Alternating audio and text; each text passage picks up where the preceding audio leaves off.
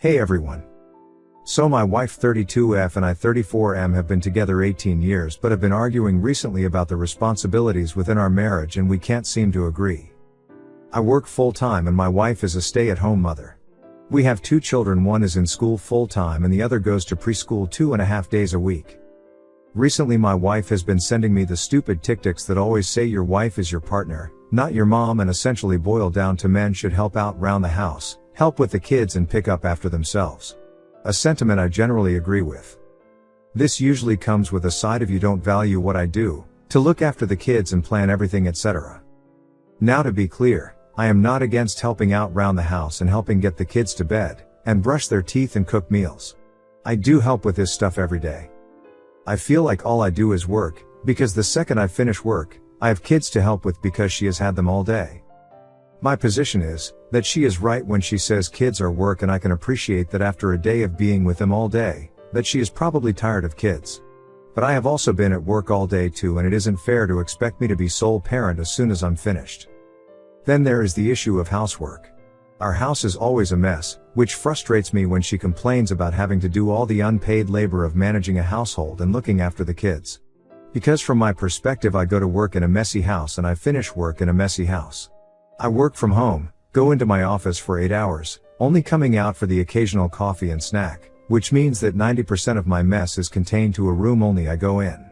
Most days while I'm at work she isn't even home. I feel that I am holding up my end of the bargain by working full-time and then helping with housework and the kids outside of that.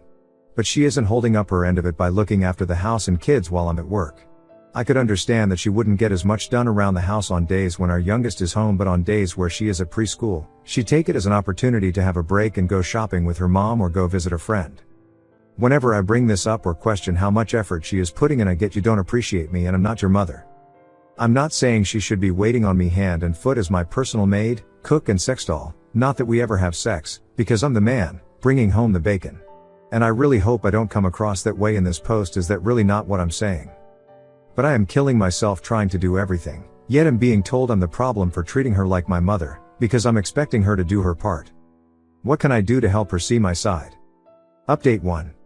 So a lot of people are saying we need to sit down and try to look at things as a team, and I am totally on board for this approach and will let you know how it goes. Also, to a few people dislike my framing of helping as it's my responsibility also. I agree, I use the term helping as that's the word she uses when saying I need to do more to help around the house. Another lot of you either can't read or are refusing to believe that I actually parent my own children. I wake them up in the morning. I make them breakfast every day. I get them dressed every day. I take them to school 2 to 3 days a week. I know their teachers, I know all their friends and their friends' parents' names. I know their doctors, I know their allergies, none thankfully. I bath them, I get their PJs on and read them the same goddamn bedtime story every night for weeks. Because they don't want any of the other books we have, they want George the Giant. I draw with them, I play games with them, I know their favorite Disney princesses and favorite superheroes. As for the household, I do laundry, I load the dishwasher, I cook my own lunches and tidy up after myself. I iron, I fold and put away laundry, I pick up their toys and tidy their playroom. I hoover at the weekend and take them to kids' parties. I also do all the chores that my wife wants because I'm the man, like taking out the bins, cleaning the car, mowing the grass, fixing anything that breaks. Update 2. Days later. So, I arranged for the in-laws to have the kids Friday night.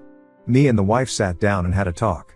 A long talk. Probably one of the deepest and hardest talks we have ever had in our 18 years. I told her my side, that I felt overwhelmed and underappreciated. That I felt I was doing more than my fair share and that she wasn't. I told her that I could understand that while I may be doing plenty around the house and parenting, that I was guilty of letting her take the majority of the mental load, but that still didn't excuse her behavior. I felt I was firm but fair, and to her credit, instead of fighting back, she listened. We discussed her feelings and she admits to not prioritizing housework and trying to make the most of her free time, and agreed that we will sit down and come up with a schedule for cleaning that we are both accountable for. She told me some issues that I wasn't aware of that her mother had been dealing with since retiring and the passing of her father, wife's granddad. Loneliness and depression, issues relating to my SIL, she's a mess and constant headache. Which was why she had been going to see her so much.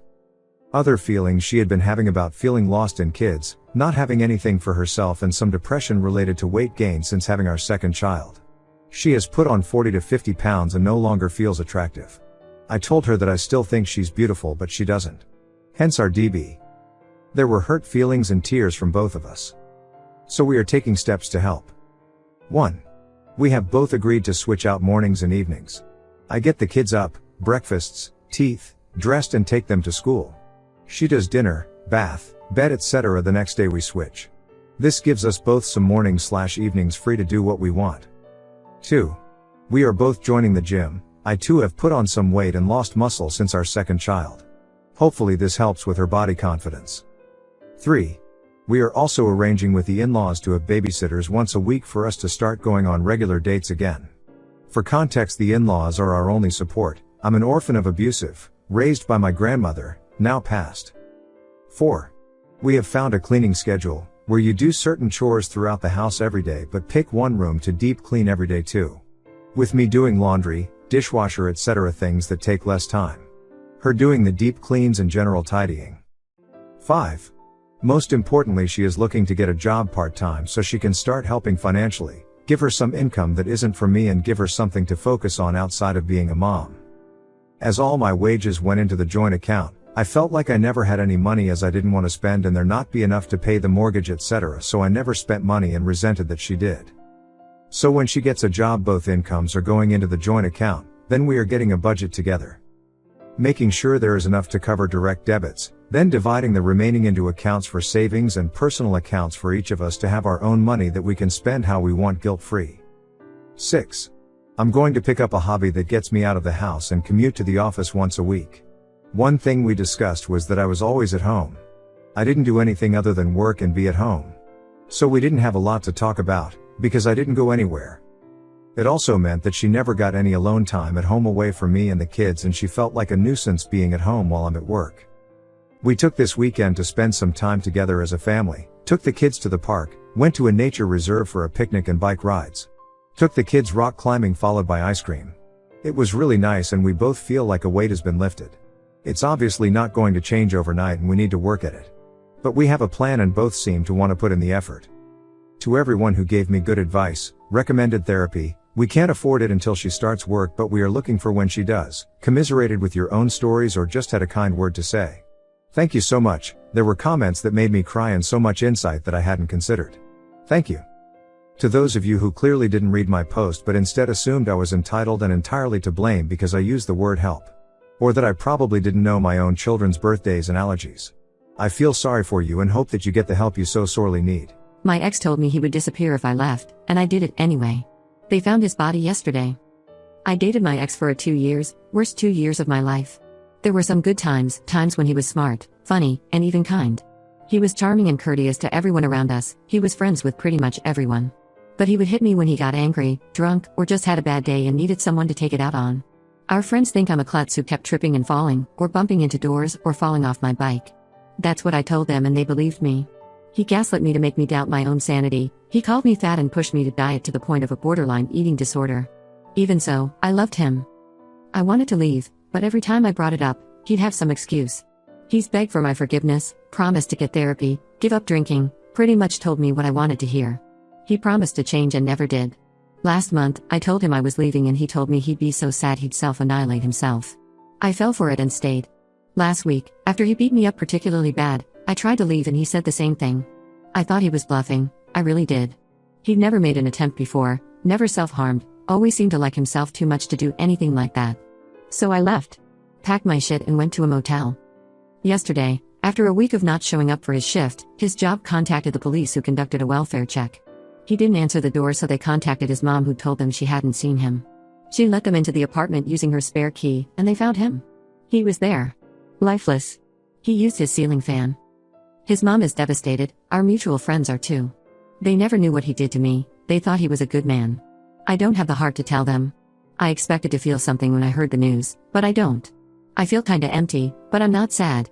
I feel like a monster. He may have hurt me, but he was still human, and shouldn't I feel sad about the death of a fellow human? I don't know, I guess I just needed to tell someone about this. I can't tell anyone. I'm the one who caused his death, I basically murdered him, and I don't even feel anything. Is this what it means to be a psychopath? I don't know.